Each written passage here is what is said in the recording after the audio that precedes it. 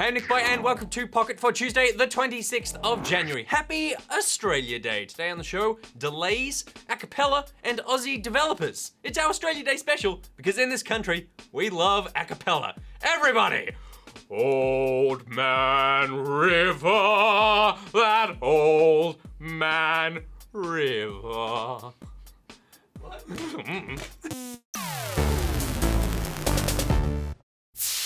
Alright, here's what's been making headlines. Her Story designer Sam Barlow revealed on Twitter that he's working on a follow-up to last year's successful murder mystery.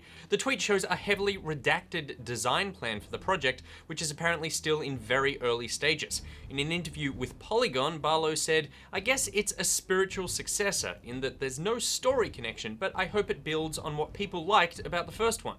Guitar solos. These are the worst detectives in the world. Capcom has revealed that the cinematic story mode for Street Fighter V will be arriving in June. The main game launches on the 16th of February on PC and PS4, and each of the 16 launch characters will have their classic mini-stories right from the start. However, the cinematic story expansion will be a first for the series, detailing the events between Street Fighters 3 and 4 with action cutscenes akin to Mortal Kombat or Injustice. This story expansion will come as a free update to anyone who owns the game this June.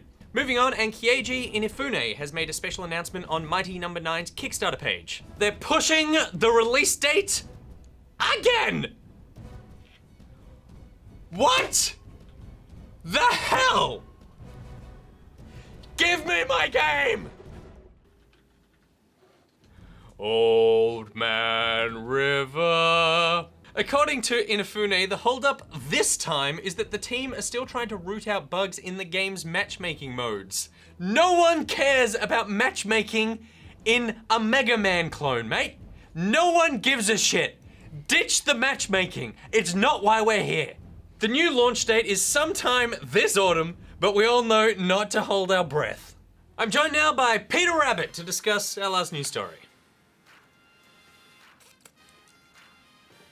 Scott Cawthorne has removed Five Nights at Freddys World from the Steam store just days after launch. Scott was apparently unhappy with the way the game was being received, and to his credit, he's acted fast and decisively. Peter, I think he's done the right thing. Yeah, he totally has. Is it too late? Yeah. Yes. Yeah, the damage has been done. It's a shame. I mean, he said, "I've decided to remove the game from Steam. I've also asked Valve to make it so that the game can be refunded regardless of the amount of time it's being owned, so that anyone can get a refund at any time." That's good news. Yeah, I mean, I don't know how responsive Valve will be to that. Like, he's talking as though he has, like, this direct line to Gabe Newell. Yeah, like, totally. Gabe. You know me, mate. Give them all their money back, regardless of how long they've had it. That's money out of your pocket too, just letting you know. I guess that's a bit of a stretch, maybe. That may not happen. Yeah. But that's what he's trying to do, and I believe that he's trying to make that happen. Whether that's a reaction to the backlash, or whether that's, like, genuine, like, it has to concern. be a reaction to the backlash, right? Well, yeah, but I mean, like, I'm talking more from, like, his, like, mental state behind that. Whether he's just trying to save face, or whether he's actually sorry, are two separent things. Yes, yeah, very true. Benefit of the doubt, I feel like he is. Yeah, I think that, you know, I gave him a pretty hard time yesterday, and I assume he watched the video and that's why the game's It's the only explanation. But I don't think that he had sort of bad intentions in what he did. I just feel like he rushed something out there and it wasn't ready. It's interesting, I had to look at the reviews yesterday because it still has positive reviews on Steam. Yeah, I think when I looked at it, it was about 87% positive. So it had, like, the mostly positive, like, blue tag on Steam. Yeah, and I was looking at that as well, and I was going, that is so weird. And then I started going through the reviews. And it's all Scott Cawthorne? S. Cawthorne, Scott C, Scott_C. I've started going through them, and what it is there's this huge chunk of blue thumbs up of, I assume, Five Nights at Freddy's fans just buying the game and instantly giving them a review, or just blindly reviewing it. But then once other people started playing it, who didn't buy it the second it came out, it's just a string of red thumbs down. Right. It is a huge, huge amount of negative reviews just stacked on top of, like, the first day reviews of people who, I assume, just gut reaction reviewed it like having bought Which it. I know we had that kind of discussion at the end of the gameplay segment yesterday. Yeah. It was like, how much was he preying on those people, like knowing that would be the case? You know, because it's been the same since probably 2. You know, the success of 2. After people saw, okay, he's done it twice in a row and it's been fun. Yeah. Like, we're on board with anything Scott Cawthon puts out. So, you know, he makes a lot of money in a day. And to his credit, he's gone like, it's all my bad this time. Have all your money back if you can get it. And I believe he plans to release it for free once he's finished, like, tinkering with it and puts it back up on the store. So For free? Yeah. Really? Yeah, he's saying no one's ever going to pay for this game again. Interesting. Yeah. Interesting. Well, I already got my refund. So I'm just going to leave it there. All right, moving on now. It's Thing of the Day. Woo! Old Man River. Thing of the Day. It's Thing of the Day. A YouTuber by the name of Guitar Hero Failure has fought back against a copyright strike in the best possible way. After having one of his 100% completion videos pulled, he switched the audio track and re-uploaded as a big up yours to YouTube.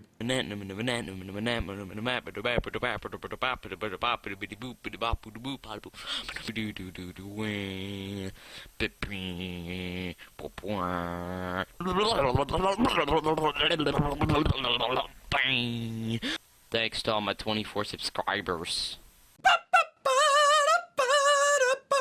Thing of the Day. It's Thing of the Day. And now it's talk through time, where you suggest a topic and we talk through it. Today's topic, sticking with an Australia Day theme, comes in from Aiden Jollybones Jolly, who says, for the talk through, can you discuss why there aren't as many Australian developers around anymore? I really miss Team Bondi. Pete, do you miss Team Bondi? I don't know if anyone actually misses Team Bondi. Do you I miss question them? Aiden Jollybones here. Yeah. I'll tell you what I do miss. I miss hearing Americans say Team Bondi. I definitely miss that. Yeah, I mean, Team Bondi, like, L.A. Noire is like a spectacular game. You know, like it is a standout. Yep. In what it tried to do, and in the technology that they drove, and and the final product was really good. Yeah. In a lot of ways. I mean, it wasn't a perfect game, but it was a really enjoyable experience. I picked up a lot of things. Yeah. That had no use. I looked at so I'm trying to find the murderer of someone who was shot. I'm picking up spoons, and I'm closely looking at spoons and deciding there's nothing in this spoon in a drawer that has anything to do with. Are you suggesting that murderers don't eat yogurt? That's because I reckon most would. Really? Yeah. What do you say? You have a yogurt every morning. Yeah. Anyway, back on point. Team Bondi, they've only made the one game. Yeah. That's all they have attributed to them. Yeah. And they were working on that game, and they actually got bailed out. They got bailed out effectively by Rockstar, who came in. I think it was Rockstar North, like brought some development in and helped them get the game out the door because it was just taking so long. They have a second game in development. It is still officially in development, I think, but I don't know how many people. I think Team Bondi is actually defunct. I don't know that there's a. I don't think so. Yeah. There was a residual team, but I don't even think that exists anymore. Yeah. But yeah, like it's probably good because the game they have in development is Whore of the Orient. It's sexist of the racist. Yeah. I don't know if you want that game. No, I don't think so. So Team Bondi has joined the list of relatively big studios. And I say has joined, this is years ago. But we had Blue Tongue Entertainment and 2K Australia as sort of these big studios in Australia that do not really exist anymore. Blue Tongue were the team behind The Blob, the Blob series, which was quite successful. 2K Australia, I think their most recent thing and probably their last project was the Borderlands pre-sequel, which was so great. I love that game. It was really fun. I love that game more than the other Borderlands games. Like, really? Yeah, the Australiana in it was that's true. Was so enjoyable. And particularly the I can't remember what it was called, Lusty or Crusty Boganella, whatever it was, like a shotgun that was just like an angry Aussie woman. Like every time you fired, it would yell out at it. I'm sure John will find some good ones to upsell. Want some? Oh, yeah! Put another in me! Wear that on your head! Wear that on your head! Pop that, you dickhead! See you around, mate. That was f***ing fun! And you could play as Claptrap. Yeah, you could. Go Australia. Woo!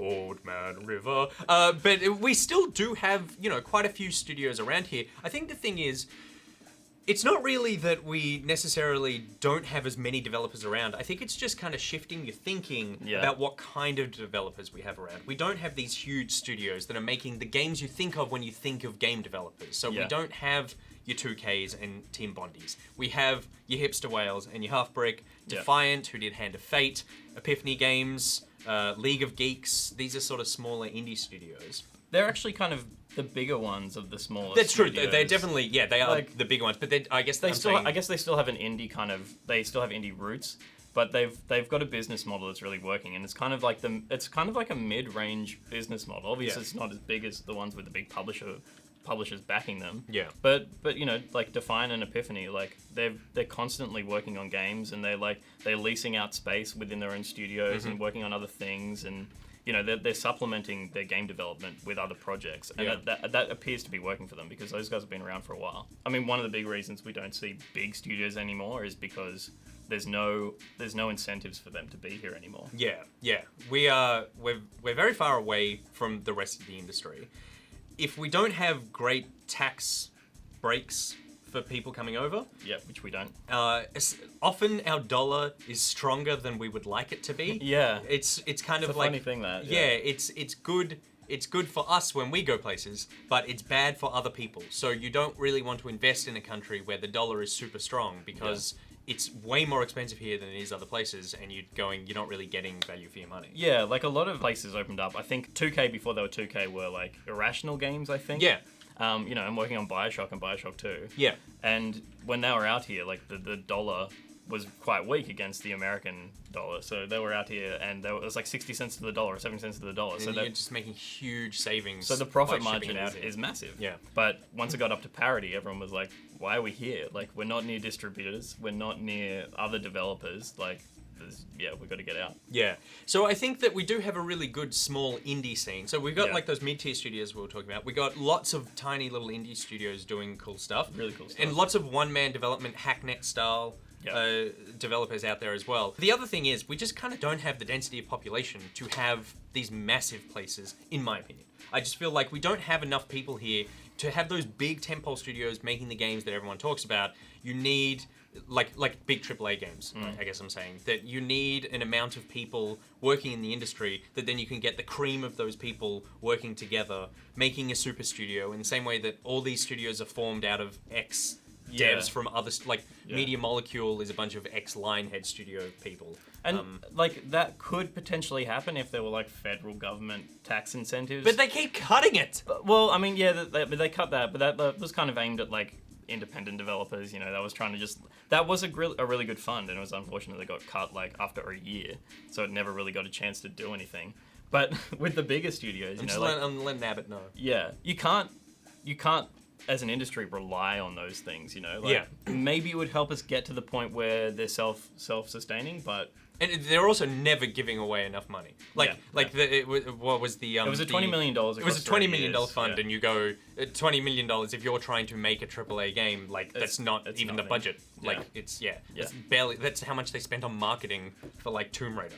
So we exist. We're just not as big as you think we should be. Yeah, it's just a perspective thing, I think. Yeah, just you got to look in the right places. And like going out to conventions, like I was at RTX over the weekend, which was amazing.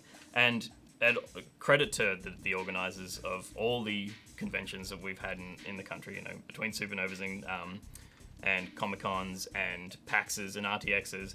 The indie section is always there. Yeah. And it's always really cool to see what people are making, and they're always passionate and they're always willing to talk to you. If you're an indie developer as well, just contact us. We'll look at your game. Yeah, like, you know, we love getting that stuff in. Seriously, we've got nothing to play right now. Please send us your games. So we're here. We're they're here. You just need to know where to look, and no one misses Team Bondi.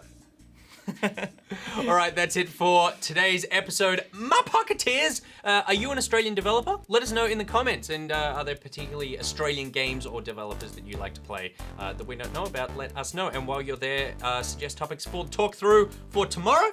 And also, if you're sticking around on the internet, check us out on Facebook, YouTube, and iView. Want to meet fellow Pocketeers? Then join the Pocketeers Facebook group and Steam group. You can follow Good Gamer on Twitter at GoodGameTV. Follow Pocket at NichBoy, at Pierreth, and at GG, edit Monkey. There are links to everything I just said in the description below. Now, just a reminder, there is no live stream today, as we are going to be out eating barbecued things, celebrating our country. Yeah. Old Man River. Shouldn't it be like the Murray man, River. Shouldn't we be singing like the Man from Snowy River or something like that? Is that a Is song? there a song? Maybe we could just. Old man, snowy river. Until tomorrow, Nick Boy out. He's an old man, snowy river. Oh, you go down there. Yeah, yeah. Oh, I mean, we harmonized a little. Oh, we didn't really. okay, just sing river on 3. River, One. river. Yeah, 1, river. 2, 3. River.